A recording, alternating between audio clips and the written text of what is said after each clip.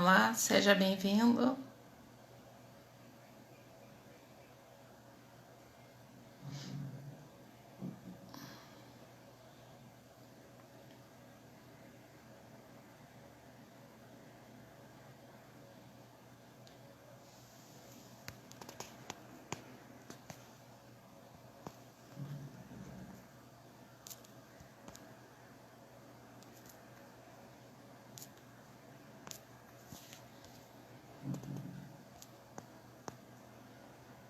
A professora Luciana está entrando.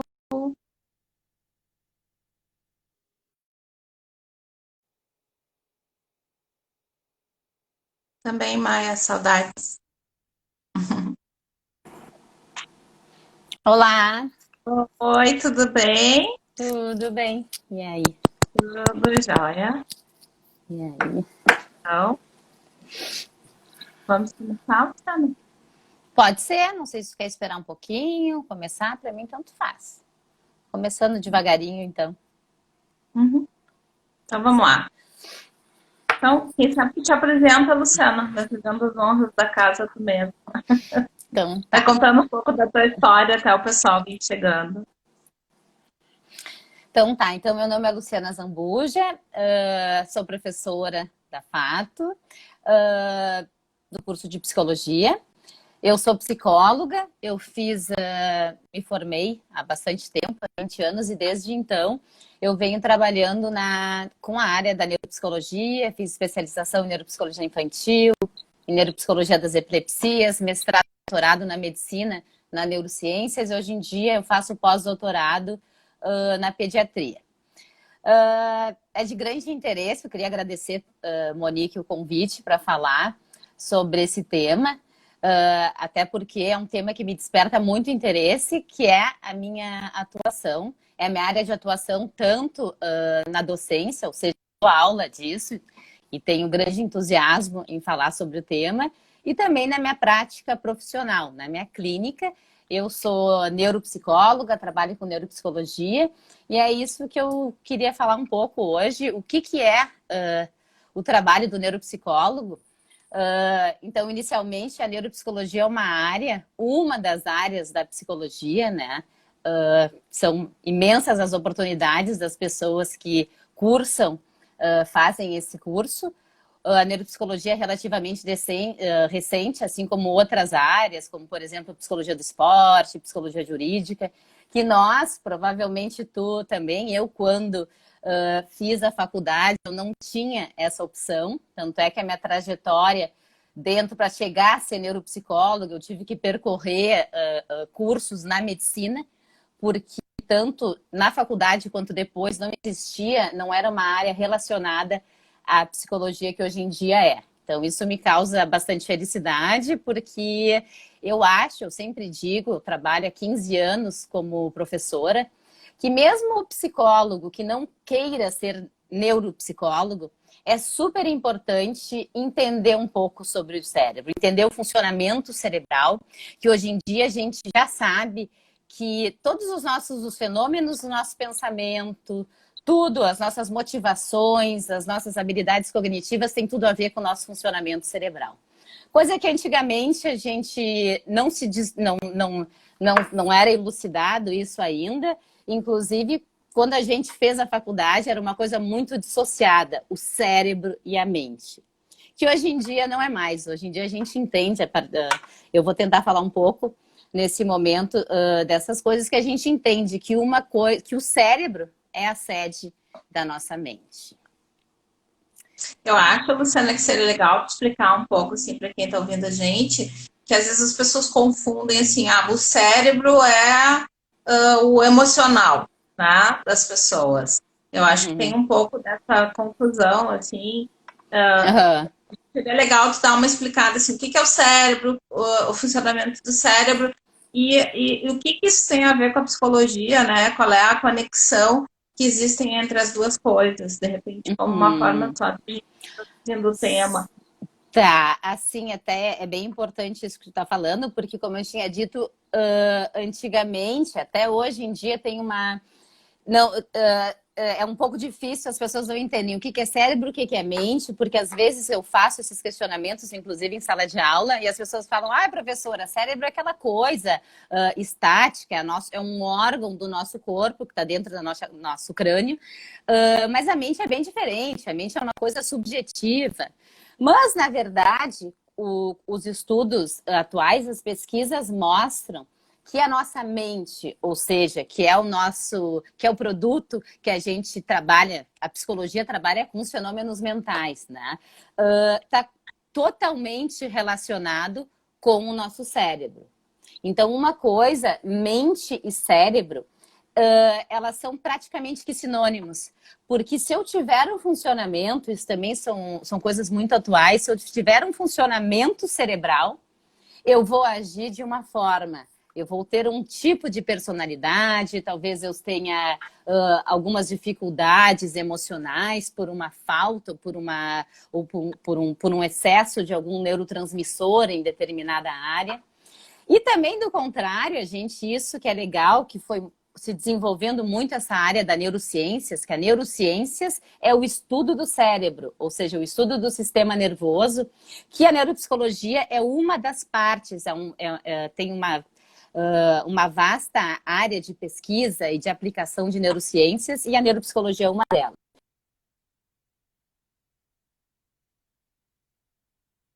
As áreas cerebrais e o que cada área cerebral é responsável.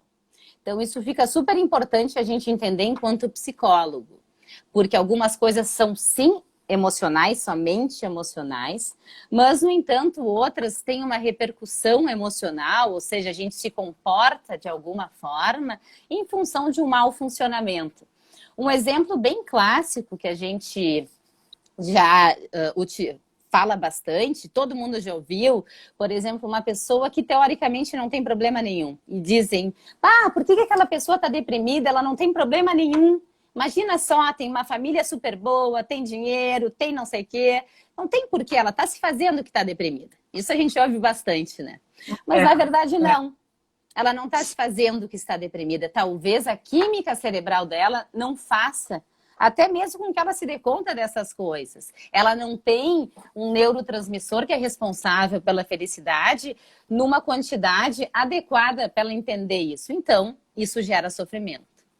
Então, isso é bem importante a gente entender que, às vezes, coisas que não têm explicação podem ser explicadas por via do entendimento neurobiológico, ou seja, do entendimento das questões mais orgânicas, que está totalmente relacionado. Então, isso, inclusive, é uma via de mão dupla, porque hoje em dia a gente sabe, antigamente se pensava, temos um cérebro e o cérebro funciona dessa forma e vai ter uma repercussão, ou seja, a gente vai agir de alguma forma. O que se sabe hoje em dia? Que os nossos comportamentos, o meio em que a gente vive também muda a nossa química cerebral, a nossa arquitetura do cérebro.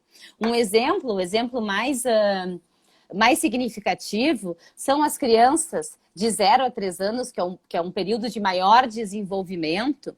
A gente vê o impacto que uma negligência causa. Crianças negligenciadas, elas podem vir até ter um cérebro menor. Elas não vão conseguir desenvolver as habilidades, talvez elas até tenham, em um determinado momento, um atraso no desenvolvimento neuropsicomotor relacionado à fala, à marcha, ao caminhar, a todas as coisas, somente não, mas assim, por ter sido negligenciada, por não ter tido uma mãe que tenha dado afeto. Porque o afeto a gente entende que é uma coisa totalmente emocional, psicológica, a gente entende hoje em dia o quanto isso é significativo para o desenvolvimento do cérebro de uma forma adequada. Crianças que têm afeto na primeira infância, elas vão se desenvolver muito melhor, as oportunidades que elas vão ter, principalmente que vão carregar para o resto da vida, para a formação da personalidade dela, vai ser uma coisa muito diferente daquela que foi privada de afeto nos primeiros anos. Então, isso também é uma coisa que é muito legal, que a partir da neuropsicologia, da neurociências, do entendimento do cérebro, a gente consegue ver. E aí tu pode me perguntar assim, bom, mas o que que mudou? Por que que agora você sabe mais de cérebro e antes não? Porque antes a gente não tinha tantas ferramentas, a tecnologia não era tão avançada para que a gente conhecesse o cérebro como conhece hoje. Quando se ia num médico, que daí que tem essa diferença do, eu vou num neurologista ou eu vou num psiquiatra. Por quê? Porque quando se ia antigamente num médico neurologista, ele pedia para fazer um exame, uma ressonância, uma tomografia. O que que é isso? É uma foto do cérebro para ver se tinha alguma coisa ou não. Se não tinha, podia ser considerado que estava normal neurologicamente. Mas hoje em dia, com os avanços da tecnologia, desses exames funcionais que a gente vê, dá para se ver que não só a foto do cérebro, mas sim como ele se comporta em um determinado momento. Por exemplo, isso é um caso que muitas pessoas têm interesse em saber, meu Deus, por que tem gente que é psicopata? Da onde que surge a psicopatia, por exemplo? O cérebro dela é normal, foto. Tem até algumas pesquisas que mostram que é uma área um pouquinho menor, mas ainda não é nada conclusivo. Mas o que de fato consegue se ver é que ele não funciona adequadamente. Embora o tamanho do cérebro não seja igual, ele tem uma área do cérebro, nem vou entrar muito em termos, assim, são coisas bem específicas da área, mas, por exemplo, tem uma área chamada amígdala no cérebro, que é responsável pela memória emocional, pela empatia, todos esses processos que a gente vê que um psicopata, por exemplo, não tem. Então, e como é que a gente viu isso? Tem pesquisas que mostram, que colocam eles no tubo, pessoas com psicopatas, num tubo de ressonância magnética, né? Aqueles exames que antigamente era só para tirar foto do cérebro, mas agora tenta trabalhar de forma que se mostra algumas coisas bem significativas, pessoas ensanguentadas, pessoas decapitadas, coisas que uma pessoa que não tem a psicopatia, ela ativa aquela área, funciona muito, porque a pessoa fica muito impactada com o que está vendo. E do contrário, o psicopata não. Ele tem aquela área, a fotinho ali está adequada. Mas no momento em que ela tem que funcionar para que ele entenda, não vou fazer isso porque eu me coloco no lugar da pessoa, se a pessoa ficou triste, aquela coisa toda da empatia que a gente tem que ter para viver em sociedade, ele acaba não tendo. Por quê? Porque essa área não funciona adequadamente. Então, tem uma série de coisas que a gente acaba vendo assim no nosso consultório, na clínica, que acha até que não tem muito a ver com o cérebro, mas sim com o comportamento, uma coisa de criação, como se diz, esse aí é assim porque foi criado de tal forma. Mas muitas vezes não é. A criação, sim, pode vir a potencializar algumas coisas, mas o funcionamento cerebral, a maioria das vezes, está por trás do comportamento. Que legal. Eu acho que seria legal falar um pouquinho também assim sobre. Hoje fala muito sobre a história da ciência da felicidade, né? Tem até um livro que se chama Molécula da Felicidade, aonde o autor fala muito sobre essa questão assim, como é que a gente pode potencializar essas questões do ponto de vista neuropsicológico, né? Qual é a relação dessas questões, né? Também com o aprendizado. Eu acho que são coisas, conexões bem legais, assim. Não sei se estava pensando por aí, mas eu acho que são aspectos interessantes da gente abordar, porque eu acho que são temáticas que têm a ver muito com o que a gente está vivendo hoje em dia, né? Exatamente. Na verdade, assim, tudo falando de felicidade, o nosso cérebro, ele funciona muito mais quando ele está motivado, quando ele está feliz, quando estamos felizes. Qualquer coisa, até mesmo um aprendizado, uma criança em sala de aula que tem um professor afetivo, que dê afeto junto com o aprendizado, ela vai aprender muito mais rápido. Do contrário, tem crianças que têm uma dificuldade de aprendizado enorme, elas vão, inclusive, muitas vezes elas recorrem a médicos, acham que ela tem déficit de atenção, dislexia, uma série de coisas, e vai ver, não tem nada. Mas sim, ela não tem uma empatia, não existe uma troca de afeto dela com o professor. Isso é bem comum.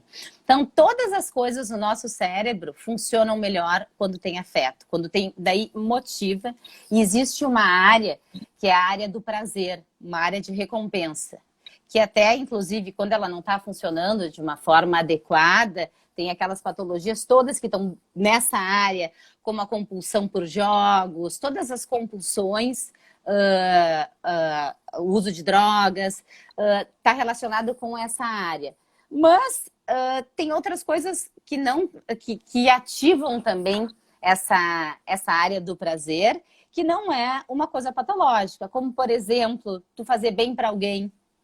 O fazer bem é um ato que faz com que essa área funcione melhor, com que a gente se sinta melhor, mais confortável em saber que a gente está fazendo o outro feliz. Então, a nossa felicidade, o nosso cérebro, claro, um cérebro que não tem nenhum transtorno mental maior, mas assim, o nosso cérebro ele funciona de forma que ele vendo uma pessoa que nós fizemos atos bons para algumas pessoas, ele vai também responder a isso. Isso também é uma coisa muito específica, mas se diz a capacidade que a pessoa tem de inferir, de saber o que o outro está pensando, isso faz com que a gente entenda que a pessoa está feliz e isso a gente acaba ficando feliz, né?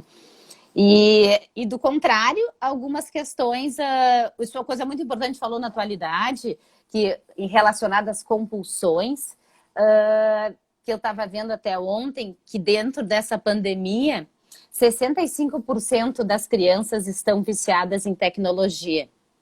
As tecnologias. Normal, né? Sim, as tecnologias, jogos, tablets. Por quê? Porque não tem o que fazer de fato. Não dá hoje em dia para dizer, vai correr, vai jogar bola, sai do computador. Não adianta.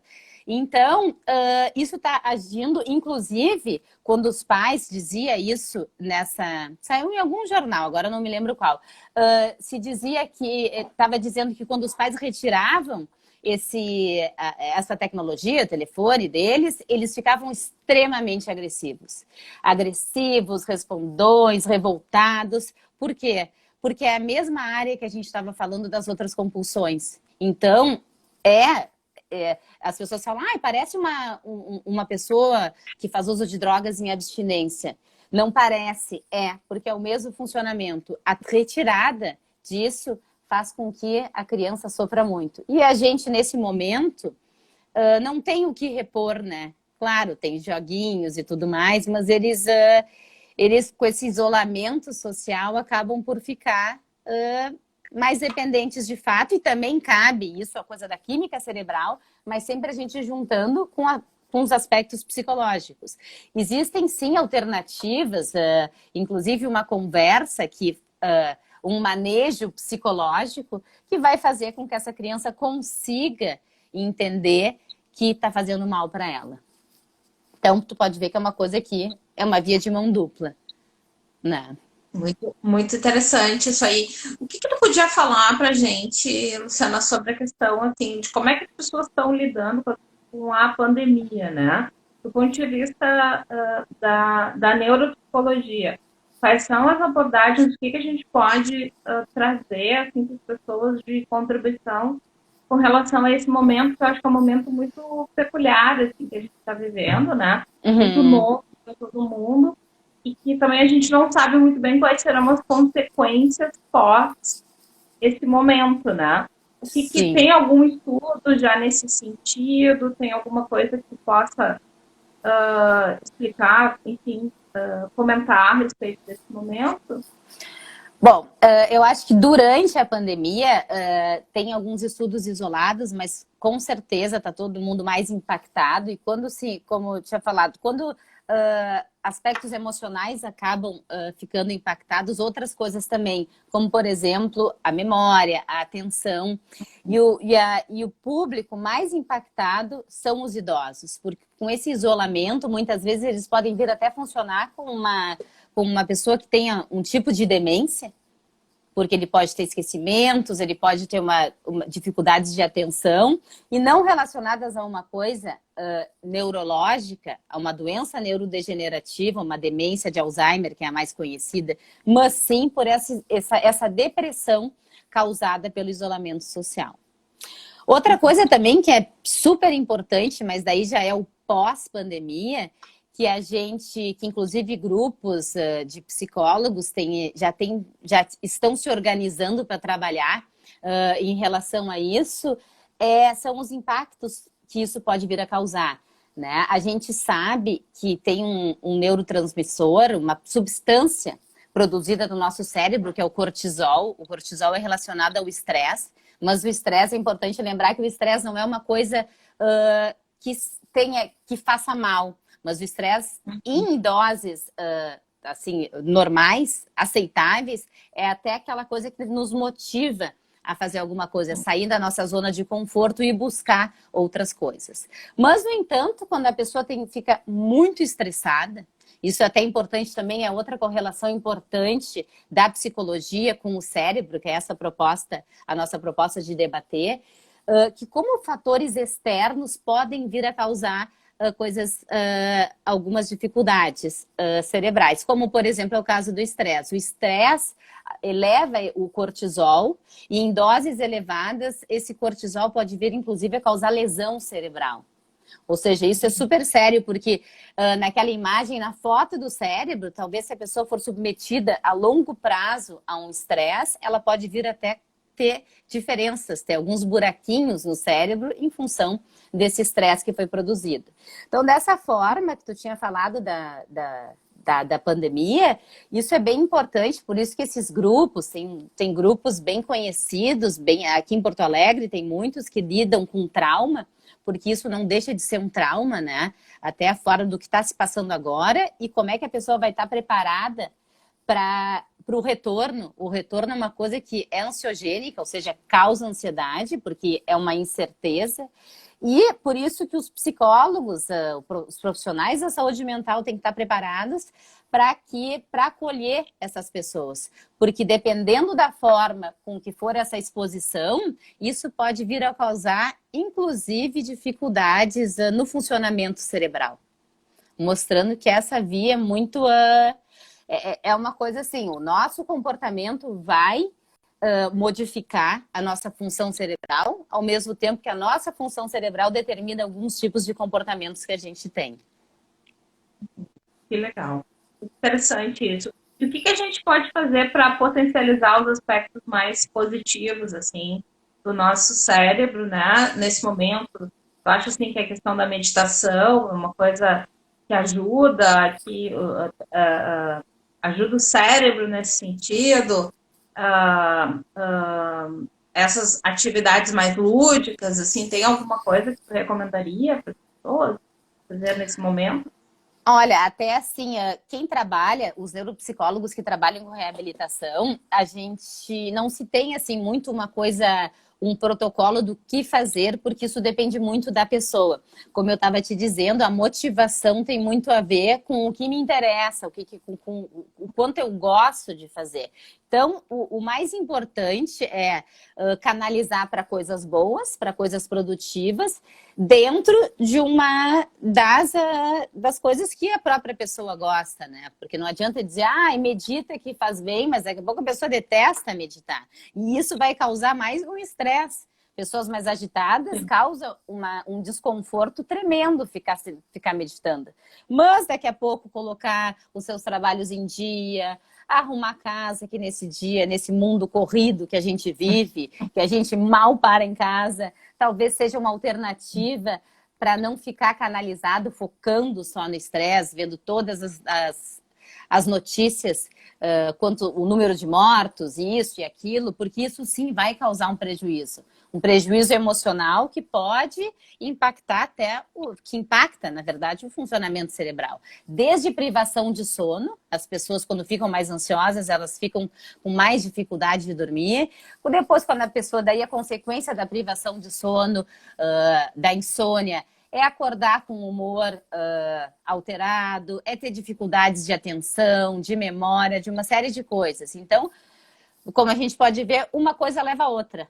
Então, é bem importante que a gente tente se blindar de algumas coisas. Nesse momento, outra coisa também, para não gerar ansiedade, é não tentar fazer prazos. Eu vou ficar em casa até semana que vem vai melhorar. Não sabemos, né? Então, tentar se organizar, fazer sua rotina. Eu acho até quem é estudante está nos vendo. E nós, enquanto professoras, a gente sabe que após um período inicial de adaptação, porque isso é uma coisa também muito importante do nosso cérebro. Nós, enquanto seres humanos, nós somos extremamente adaptativos. No início, causou um desconforto geral, mas na medida do tempo, a gente foi se adaptando. Então, é isso. Essas adaptações são importantes para que a gente não nos cause mais sofrimento o que a gente está passando. Muito legal. Eu acho que é um momento, assim, muito atípico, né? E falasse da questão da adaptação, eu acho como a gente se adapta rápido às coisas, né? Porque eu me sinto completamente É verdade. completamente adaptada na minha nova rotina aqui, né? Sim, daqui a pouco a gente nem lembra mais como era antes. A gente vai ter que se adaptar na nossa saída, né? No nosso retorno, exatamente. Hoje eu estava vendo uma reportagem até de uma psicóloga, acho que na Globo News. Ela estava comentando exatamente sobre a questão de como é que as pessoas vão... Que tem muitas pessoas que estão repensando as suas vidas pós-pandemia com relação à questão do home office, né? Então, que home office antes era uma questão que ninguém queria falar, que achava que era um absurdo. E tem muita gente que está repensando, que está pensando assim, não, eu não quero voltar para o escritório, não quero voltar à rotina que eu tinha. Então, eu acho que essa questão da capacidade de adaptação do cérebro é uma coisa muito interessante. É bem, bem bacana tudo isso, né? Tem alguém comentando aqui que tá adorando ter aula de pijama e ficar em casa, né?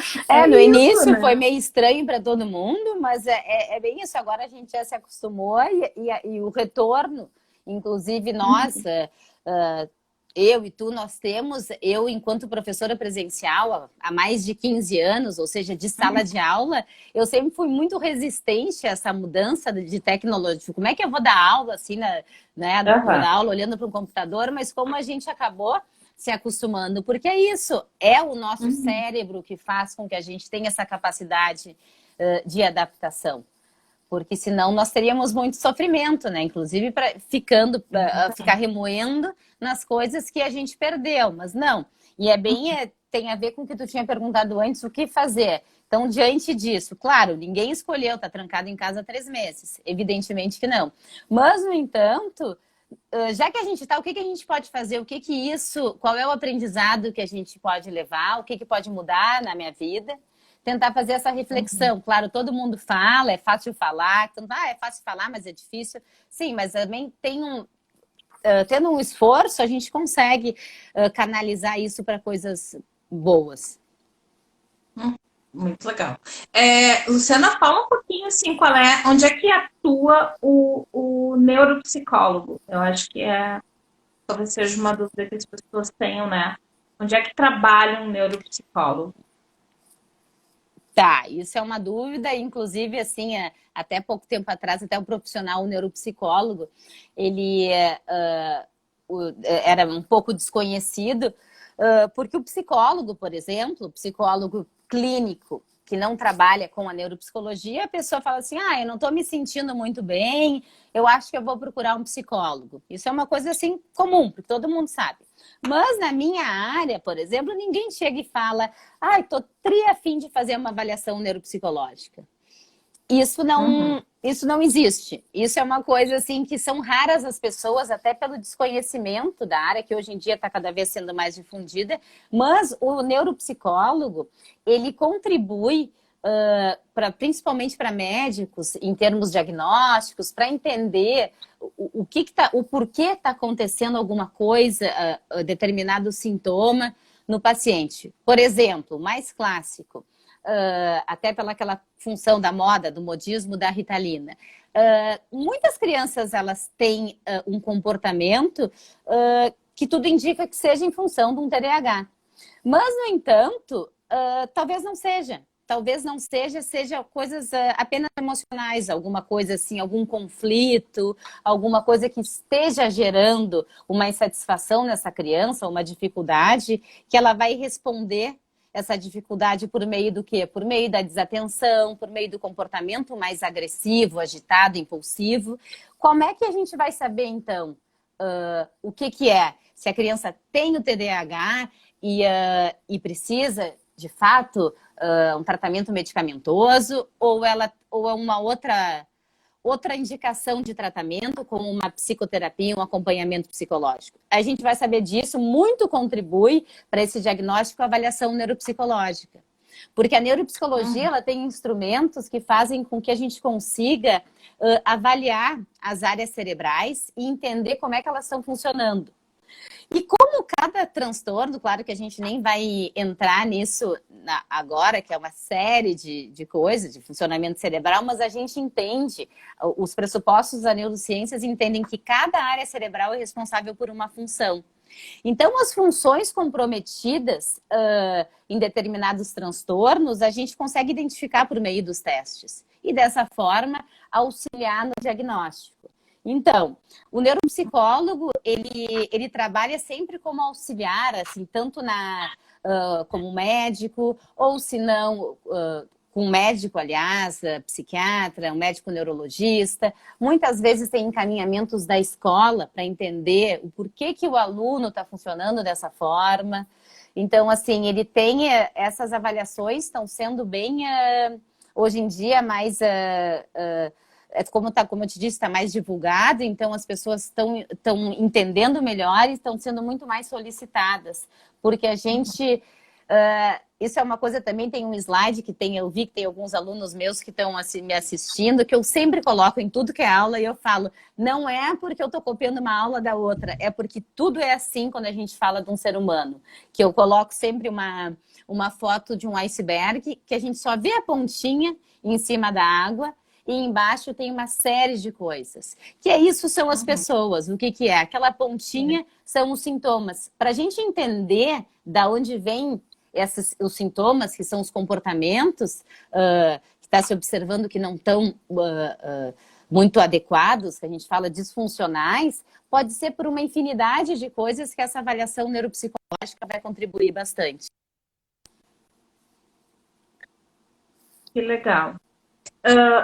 Luciana, tem a Luciane Santos está perguntando assim, ó, se dá para fazer a avaliação de forma remota. Oi, Tassiane, tudo bem? Foi minha aluna em outro lugar que eu dava aula. A gente agora tem essa transição, tem alguns instrumentos que podem ser, sim, aplicados de forma remota, outros não. Isso depende muito do nosso conselho, porque o uso de testes a gente sempre tem que estar atento, isso é importante, não só o neuropsicólogo, mas quem vai trabalhar com testes, quem quer fazer psicologia e fazer avaliação, por uma série de coisas, desde porte de armas até avaliação neuropsicológica. É importante a gente sempre ver se aqueles testes eles são aprovados pelo nosso conselho para que a gente use nos nossos pacientes. Já tem alguns que está aumentando, até em função desse momento, que não se sabe, que é uma coisa que é um provisório, que talvez vire definitivo por um tempo, né? Então, o conselho ele já está reconhecendo alguns testes que antes só se usava se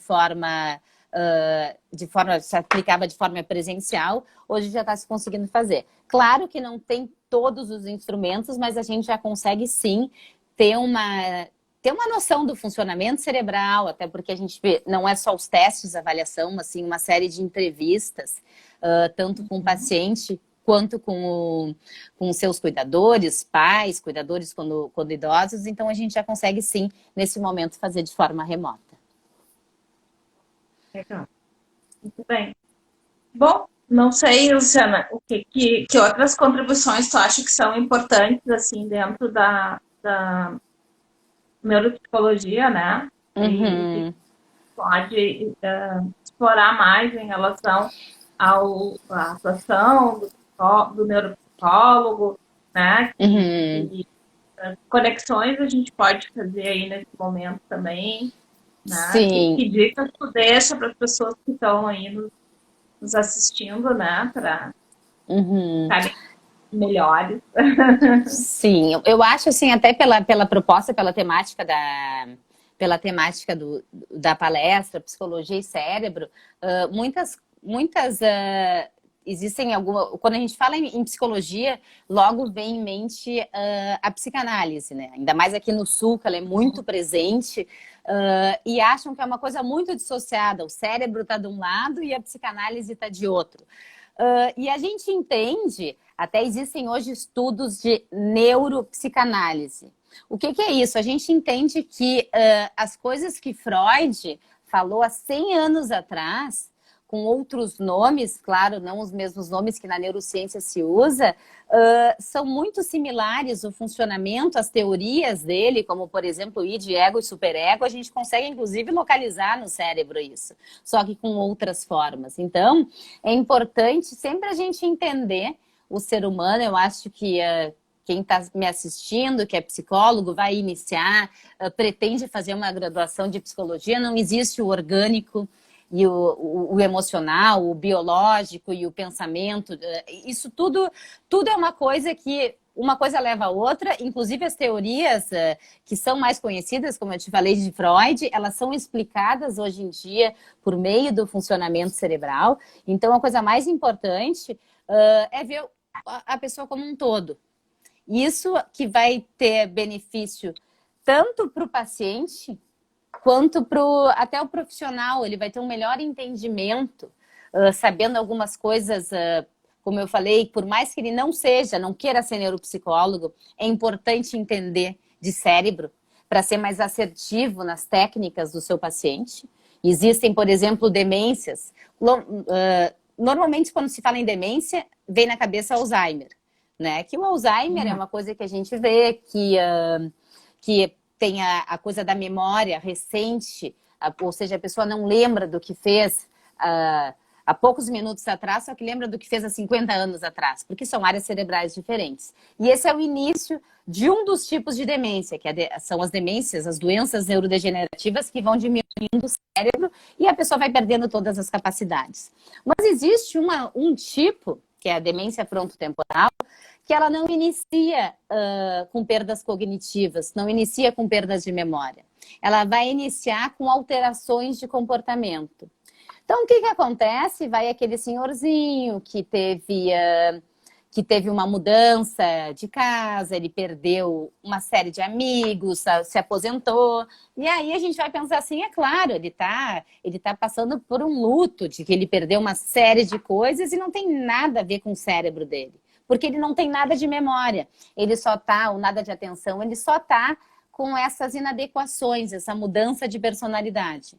Mas, no entanto, é importante que o profissional entenda que essa mudança de personalidade pode ser, claro, pode ser atribuída a todas essas coisas que eu falei, mas também por uma degeneração, ou seja, uma diminuição de uma área responsável pela personalidade.